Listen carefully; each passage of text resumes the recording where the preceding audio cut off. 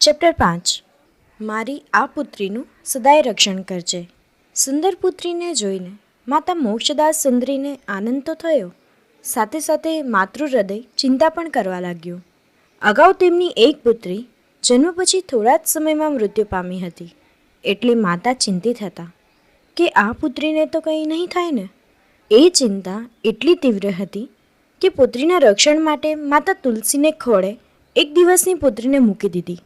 દરરોજ આંગણામાં રહેલી તુલસીની ભક્તિભાવે પૂજા કરતા હતા. તેમને માટે તુલસી એ કંઈ વનસ્પતિનો માત્ર છોડ ન હતો, પણ સાક્ષાત ભગવતી માનો જીવંત રૂપ હતું.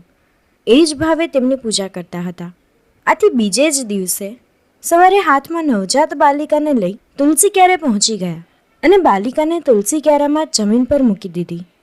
મા ભગવતીના જીવન સ્વરૂપના ખોળામાં ભક્તિમતી માતાએ આતુર ભાવે પ્રાર્થના કરી, હે મા, આ બાળકીને તારે ખોળે મૂકું છું, સદાય એનું રક્ષણ કરજે. આ પ્રાર્થના પછી માના હૃદયને આશ્વાસન મળી ગયું, એક દૈવી બળ મળી ગયું કે મા રક્ષણ કરશે ને હેમખેમ રાખશે. તેથી ચિંતા ઓછી થઈ ગઈ.